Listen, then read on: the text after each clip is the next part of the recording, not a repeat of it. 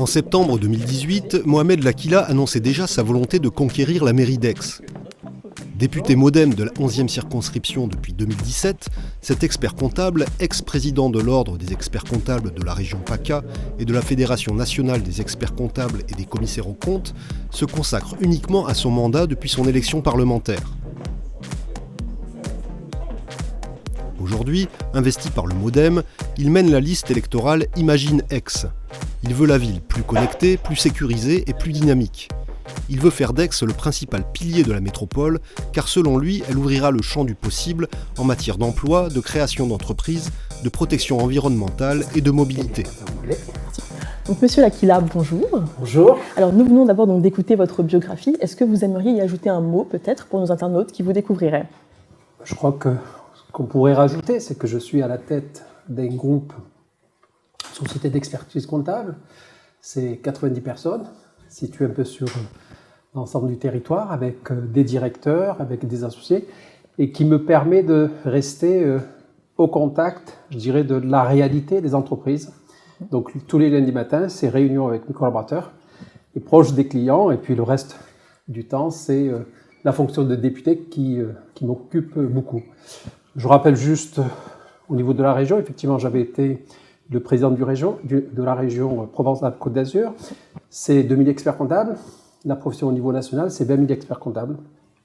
Donc, je pense avoir cette capacité et puis cette expérience également pour pouvoir gérer une ville. Sachant que par le passé, j'ai été aussi adjoint d'une mairie en charge du développement durable et de l'économie sociale et solidaire. Voilà, pour compléter un petit peu votre portrait. Donc, justement, parlons de ces ambitions municipales aujourd'hui. Ce n'est pas un secret de polichinelle. Vous briguez la mairie d'Aix-en-Provence, vous l'aviez annoncé depuis septembre 2018 déjà.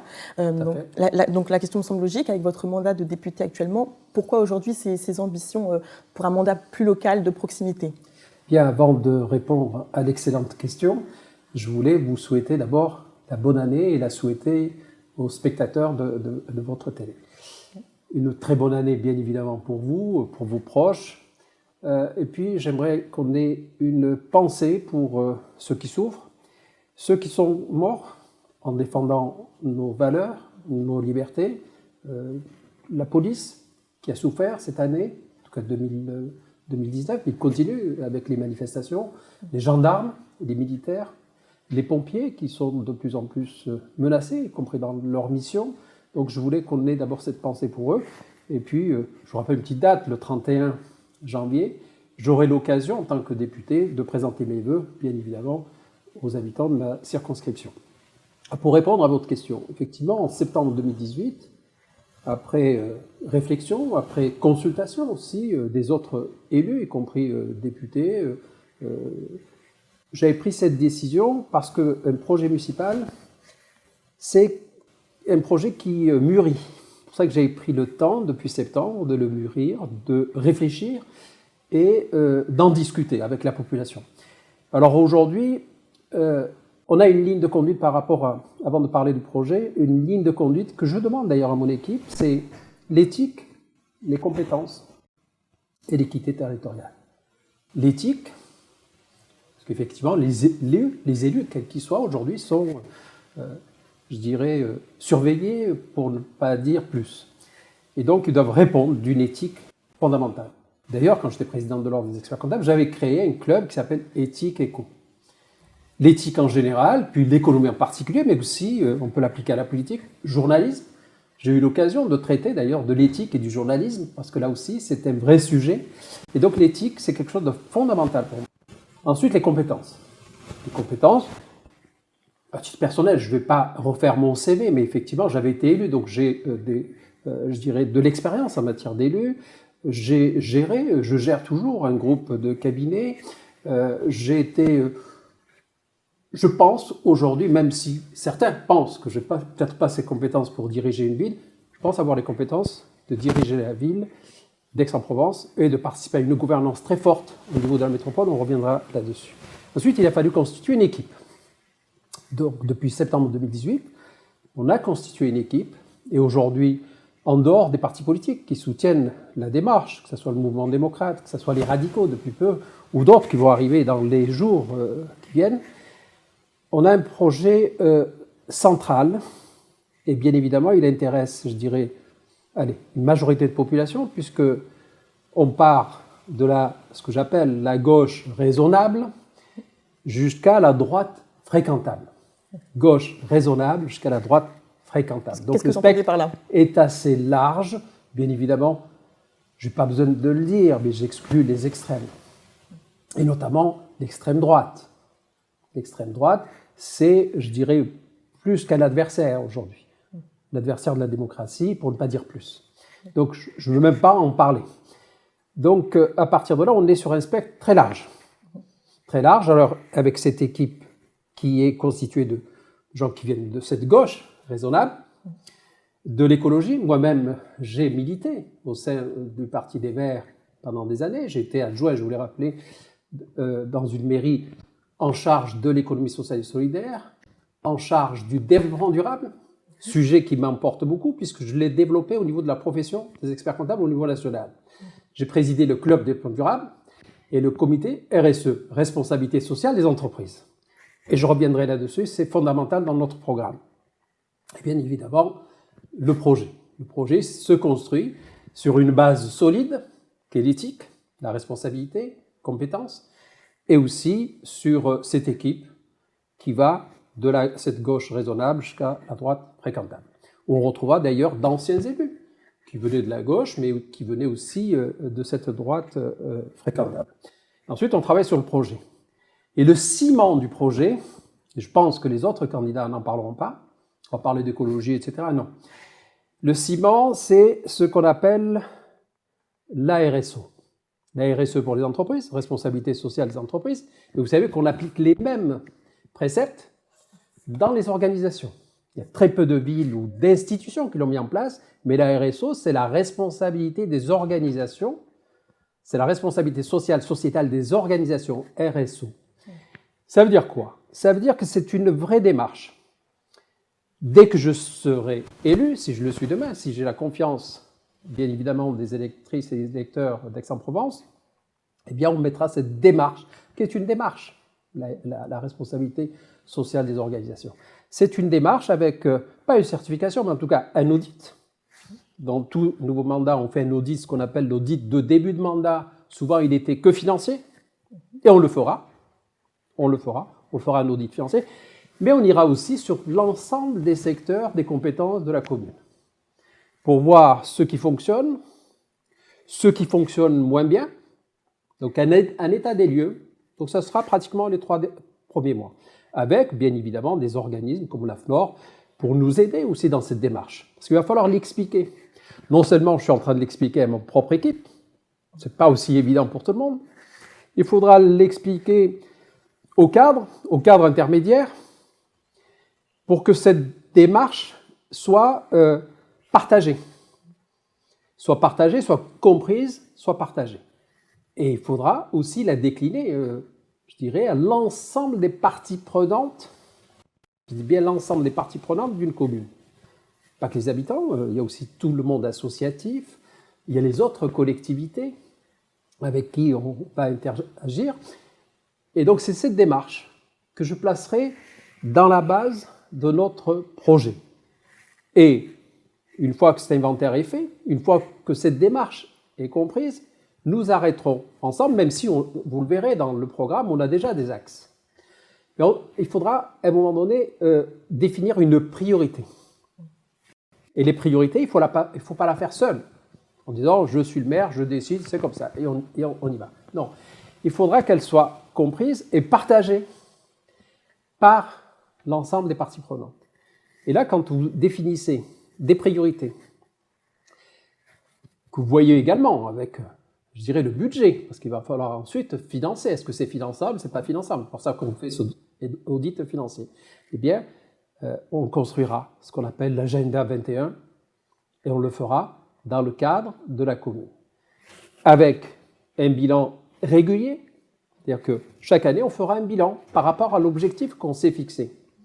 En termes de plan vélo, par exemple. Voilà, il n'y a pas de plan vélo, par exemple, sur Aix. Alors que depuis 2 ans, le Premier ministre avait lancé un plan vélo de 40 millions. Il y a des villes qui ont répondu aujourd'hui. Aix-en-Provence n'en fait pas partie. Malheureusement, non. Quand j'ai lancé ma campagne, on est parti à vélo du Jazz, d'ici jusqu'au centre-ville. On a eu des difficultés pour arriver au centre-ville. Il y a quelques morceaux de piste, pas nettoyés. Il y a un vrai danger, d'ailleurs, de faire du vélo à Aix. Rappelez-vous, avant les vacances, un cycliste qui est mort en tombant dans un trou.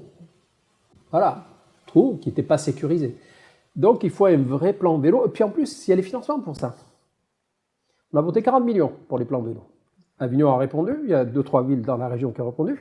Aix on n'a pas souhaité ou pas eu la volonté, je n'en sais rien, je ne vais pas incriminer les autres, mais en tout cas, nous, on s'engage pour Aix-en-Provence sur un plan vélo, un plan cycliste. En tout cas, ça fait partie des axes. Voilà, donc la mobilité douce fait partie de vos axes.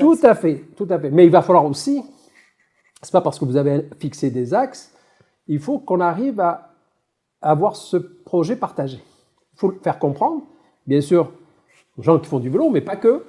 Ça dérange peut-être ceux qui prennent leur voiture le matin. Donc il va falloir tout ça le travailler, le faire comprendre aussi à la métropole, parce qu'il faut l'intégrer dans un projet beaucoup plus large.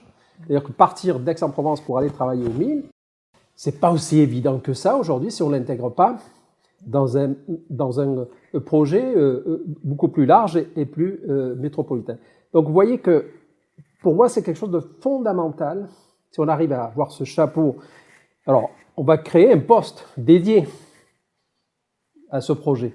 Et il y aura une direction de performance et territoire durable pour pouvoir suivre d'une façon transversale, pas que chacun roule de son côté, mais pour qu'on ait une vision globale sur l'ensemble des compétences aujourd'hui de la commune, avec une analyse de la performance, en tout cas un bilan, et on rendra compte systématiquement lors de réunions publiques qu'on fera mairie annexe par mairie annexe. Et je veux redonner un pouvoir très fort aux mairies annexes, qui doivent devenir la maison de service public.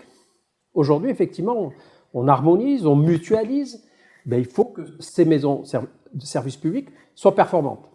Il faut que dans une mairie annexe, celle du Jazz, celle d'Ancagnal, celle du centre-ville, on en crée une sur le centre-ville, que les gens puissent s'adresser à la mairie annexe, à quelqu'un qui sera là et pas ailleurs. Donc il n'y aura pas de cumul de fonctions.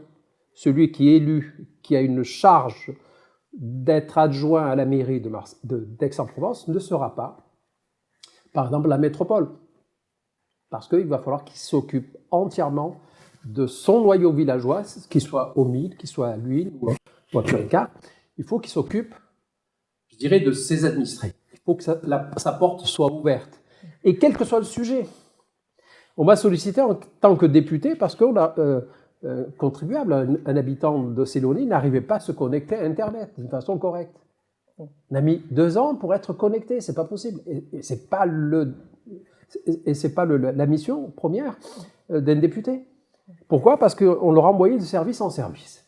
C'est pas nous, c'est la métropole, c'est pas la métropole, c'est Orange, etc. Et a mis 2 ans, c'est pas normal. L'adjoint en charge d'un quartier doit être capable de trouver des solutions à ses administrés, quelles que soient les difficultés et quelles que soient, je dirais, les compétences. C'est la porte d'entrée, c'est la proximité, et je veux redonner cette force aux mairies annexes. C'est fondamental. Finalement, vous dites qu'il n'y aura pas de cumul, finalement, si je peux répéter un petit peu vos termes, entre être adjoint et puis aussi être élu, finalement, métropolitain. Voilà, chacun ses missions. Tout à fait. Tout à fait, on ne veut pas de cumul. Aujourd'hui, c'est ce qu'on voit à tous les niveaux.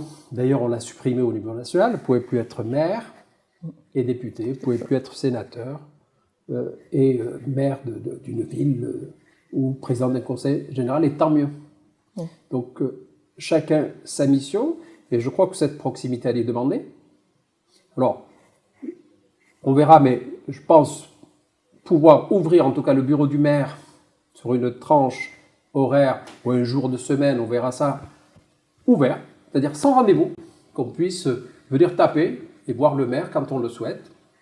Et les mairies de secteur, ça doit être un petit peu ça. Les mairies annexes, ça doit être fondamentalement ça. C'est la maison, je dirais, de nos administrés. Ils doivent pouvoir venir chercher des services.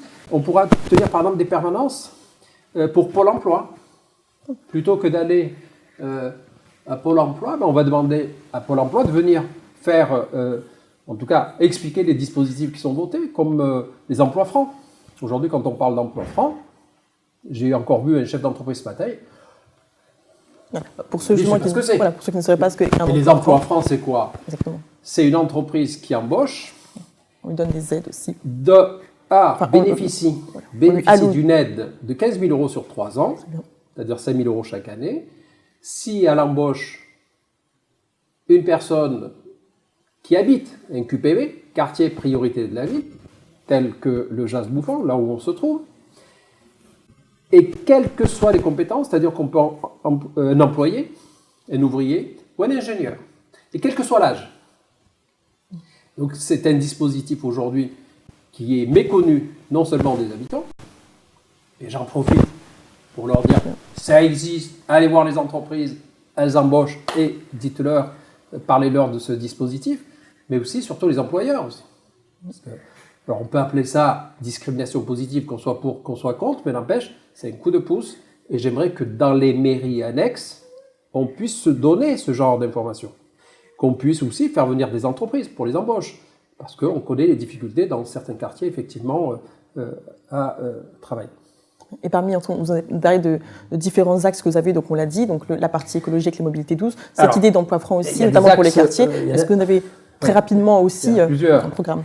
On va parler de tranquillité, sécurité et cadre de vie. Alors c'est sûr que j'aime pas tellement le terme sécurité, je préfère tranquillité. C'est-à-dire que les gens, ils veulent vivre tranquillement dans une ville apaisée et quel que soit le quartier où ils résident. C'est pour ça que tout à l'heure, au tout début, je parlais d'équité territoriale. C'est-à-dire que la propreté, ça ne touche pas que le centre-ville. Elle doit toucher l'ensemble de la ville. Quel que soit l'endroit où on habite. Qu'on soit au nord, au sud, à l'est, à l'ouest. On doit retrouver les mêmes services publics. En tout cas, la mairie, le maire que je m'emploierai surtout à ça. Et pour ça, bien évidemment, il faut des moyens. Je pense qu'au niveau de la police municipale, il faudra l'augmenter à peu près de 30%. Il faudrait une quarantaine d'emplois à temps plein. Et bien surtout, il faudra la déployer, pas que sur le centre-ville, pas que pour mettre des PV. Il faudra qu'ils aillent et qu'ils soient en relation, bien évidemment, avec la police nationale, mais qu'ils soient sur tous les secteurs. La vidéosurveillance, la vidéoprotection. Là aussi, on estime qu'il faudrait au moins 3 caméras pour 1000 habitants aujourd'hui. C'est le minimum. On est à 0,7. On veut renforcer la police de l'environnement. C'est-à-dire créer une vraie police de l'environnement. Aujourd'hui, on retrouve des déchets de partout. Alors, moi, j'écoutais les élus aujourd'hui, lors des vœux, ils parlaient des mouettes sur Aix-en-Provence. Ils disaient, on a un problème de mouettes, et notamment en Cagnane. Et on est en train de se creuser la tête pour faire fuir les mouettes, sans les tuer.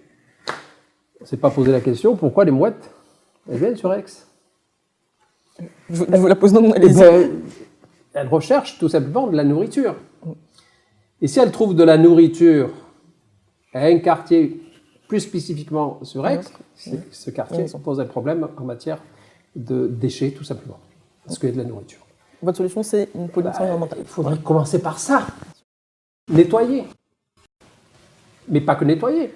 Avoir cette police de l'environnement, c'est aussi éduquer, informer et au besoin sanctionner.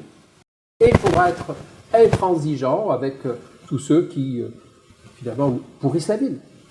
Une ville propre, c'est une ville apaisée, où on a envie de vivre, on a envie de sortir le soir, de promener son chien dans un parc, qui soit nettoyé, entretenu. Et ça, malheureusement, c'est pas ce qu'on voit. En fonction du quartier où on va, les gabions, comme on dit, trouvent de la nourriture là où c'est sale. Et la ville d'Aix-en-Provence, de l'extérieur, c'est une ville formidable. Je dis bien de l'extérieur. Quand on parle à des gens qui viennent de l'étranger ou qui sont à l'extérieur, ils la trouvent formidable. Malheureusement, oui, elle est formidable. On aime tous vivre sur Aix. mais il y a aussi des poches de pauvreté, des endroits où il y a des déchets état sauvage. Regardez ce qui se passe près de la gare TGV. Donc tout ça, c'est de la responsabilité du maire, et moi, je serai celui-là, responsable, et avec cette police de l'environnement, s'il faut sanctionner, on n'hésitera pas. Alors, très rapidement, parce que le temps qui nous est imparti presque s'écoulé finalement. Peut-être un dernier point. Allez-y. Dans une mairie, il faut s'occuper de nos enfants. Les enfants, ils ont non seulement, bien évidemment, il faut qu'ils aillent à l'école, c'est le rôle premier de l'école, l'éducation, etc. Mais moi, je m'engage à ce qu'ils mangent bien, ces enfants. Et je m'engage sur le bio, en matière de fruits et légumes, à 100%. Avec aujourd'hui des paysans, ce qu'on appelle vraiment les paysans de l'agriculture qui est autour d'Aix-en-Provence, qu'il faut protéger, qu'il faut promouvoir. Et je m'engage à ce qu'il y ait 100% de produits bio pour ce qui concerne les fruits et légumes. Très bien. Donc, très bref résumé, la mobilité, la sécurité, l'écologie aussi, donc ce sont les grands axes que vous nous avez défendus aujourd'hui. Très rapidement, alors est-ce qu'on pourrait rapidement aussi savoir ce que va être la suite aussi de ce calendrier électoral ? Alors, c'est sûr que le programme, on va le décliner. Il reste encore le logement et on a des propositions plus qu'intéressantes et importantes. Et on est les seuls à le dire, mais je reviendrai probablement sur votre plateau pour vous expliquer tout ça. La suite, elle est toute simple. Aujourd'hui, nous sommes lancés dans cette course jusqu'en mars. Avec mon équipe, on est sur tous les terrains et je dirais sur l'ensemble du territoire parce que Aix-en-Provence, ce n'est pas que le centre-ville. C'est important. Le centre est important, il faut le protéger. On a un monument formidable, on a des monuments qu'il faut restaurer pour les uns, protéger pour d'autres. Il faut s'occuper du centre. Mais il ne faut pas oublier le reste des noyaux villageois, mais des quartiers aussi. Pour que ces quartiers qui sont dits QPV, quartiers priorité de la ville, deviennent des quartiers à part entière. Merci beaucoup d'avoir répondu à notre invitation. Quant à nous, on se retrouve pour de prochains plateaux avec de nouveaux candidats. À bientôt.